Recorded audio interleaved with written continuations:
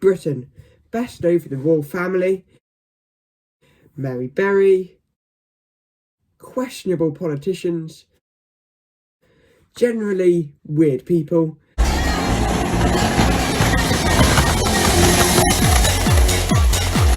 and how could I forget the Range Rover? I mean, in Surrey, they're literally everywhere, and it's not like they're cheap. And I do mean the repair bills as well, if you're well acquainted to Land Rover reliability. But I'm not here to criticise Land Rover. Instead, I'm going to talk you through the new Range Rover Sport and also the new full-size Range Rover, which have been released pretty much the same time, I'm going to say. And I'm also going to compare them to their rivals and tell you essentially which is best to buy and whether you should buy a rival or you should actually just buy the Range Rover. But let's get into the video.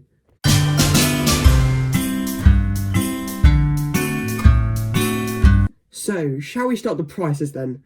The Sport starts from £80,325.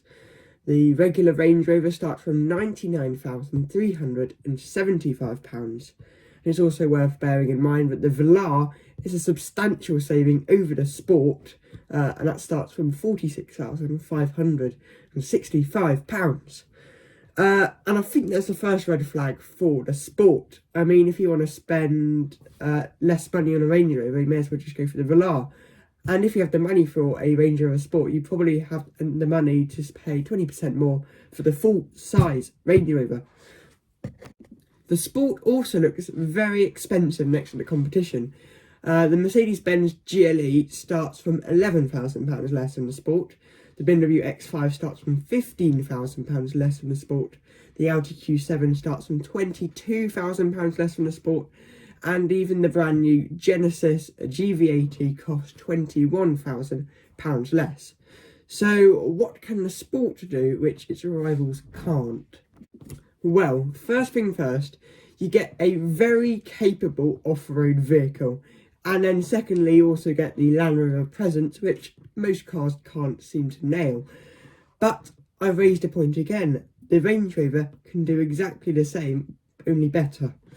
And if you want to go for a sporty car, you're better off going for an X5 or a Cayenne. If you want a car with a more spectacular interior, you're better off going for the Mercedes-Benz GLE or the Genesis GV80. If you want sheer value for money, then go for the Audi Q7. Actually, on second thoughts, I wouldn't go for the Audi Q7. I'd go for a used BMW X5 M50D. But anyway, you get the point. So it looks like we've been left to consider the Range Rover, the normal one. So it's immensely refined and also incredibly comfortable. And it can also be opted with 7 seats for the first time. And if you have unlimited money, I'd still choose this Range Rover over something like a Bentley Bentayga. I simply think this Range Rover won't disappoint, but you must prepare yourself for bills, and even more bills. So, as we did with the Sport, let's go through this car's rivals. As I said, I think the Bentayga is ludicrously expensive, and it doesn't have much presence. I think the driving position is actually quite low. The next one is the BMW X7, and if you can look past its looks, it's actually a really, really good car. Much better than the Range Rover if you're talking pen and paper. I mean, it's got unrivaled handling, and its recent update has now means it's got the latest iDrive 8, which is exceptional. The final car then is the Mercedes-Benz GLS, and this car starts from £88,000, so quite a bit less than this new Range Rover. And that will allow you to buy lots of cool options such as the Air Balance Pack, which I particularly like, which gives the interior your own individual fragrance. The diesel engine in this car is also quite strong. It's the 400D, but it's not quite as fast as the D350 found in the Range Rover. It's also incredibly refined and comfortable, like the Range Rover though, and it's also incredibly practical, although it doesn't have a split folding tailgate like you do get with the Range Rover and also the BMW X7. The final thing then is to mention the looks, and I simply think this GLS is absolutely gorgeous. And I'm not talking about this large SUV class, which does tend to be quite boxy.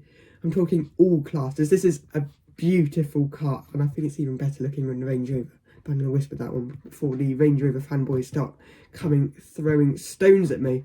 And I also think this GLS actually has more presence than the Range Rover, I'm right in saying. I think the driving position is incredibly high. I mean, it's got air suspension, which can push you up incredibly high. It also has this special mode, which allows it to go up and down, like, I don't know, like a child on a trampoline. But anyway, I think this GLS is definitely worth considering over the Range Rover. So, on to my verdict of this car. If you want a Range Rover, I think you're better off going for the full-size one if you can afford it. Or if not, you may as well just go for the Velar, although I probably wouldn't go for the Velar anyway. Actually, a BMW X5 would probably be a better option in this category. But for the full-size Range Rover, I'd also recommend looking at the Mercedes-Benz GLS. I mean, it's substantially cheaper than the Range Rover, and it's just as refined, and it exceeds the Range Rover in the areas which you would expect a Range Rover to do well in, such as presence and looks. But that is all for this video, and thanks for watching.